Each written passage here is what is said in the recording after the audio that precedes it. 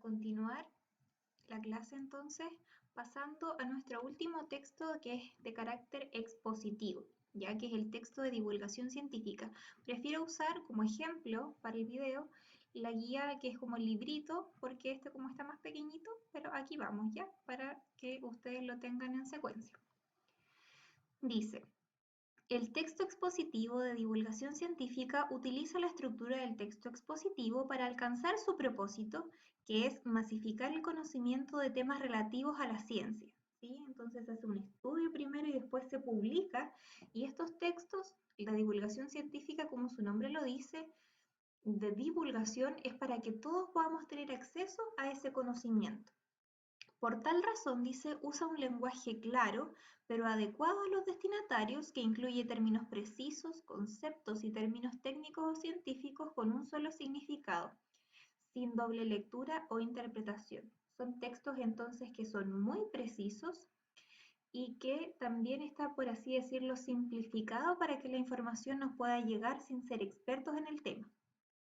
La lógica de este tipo de textos es comenzar con un problema que se intenta esclarecer y que finalmente permite la adquisición de un nuevo conocimiento, ¿sí? Las investigaciones siempre se hacen porque hay un problema, hay algo que tenemos que resolver o que tenemos que investigar. Primero, por lo tanto, entonces viene la instalación del problema y el planteamiento del problema, que sería lo correspondiente a una introducción. Después tenemos la explicación del problema, que ya sería el desarrollo, y la conclusión o evaluación de lo planteado. Puede incluir infografías, gráficos, fotografías, diagramas u otro soporte para explicar los datos.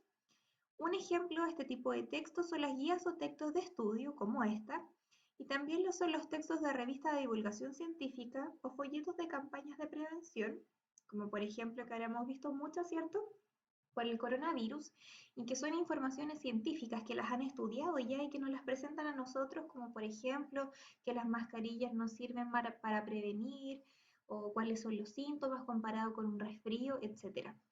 ¿Ya? Y también pueden aparecer esos textos en enciclopedias o diarios. Un recurso que se usa habitualmente en estos textos es la reformulación. Dice, esta consiste en plantear un enunciado que aclara un segmento anterior utilizando marcadores o nexos discursivos. Por ejemplo, palabras como a saber, en otras palabras, es decir, o sea, sintetizando, en resumen, ya que nos van como marcando el texto para que nosotros lo vayamos comprendiendo mejor y siguiendo una secuencia lógica. Por último, se trata de un texto con abundante uso de términos técnicos y o científicos.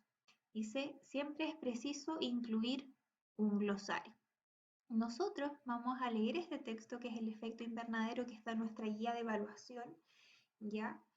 Y vamos a responder las preguntas que yo se las adecué y que están entonces con alternativas para practicar sobre lo que es el texto expositivo y sobre lo que es el texto de divulgación científica.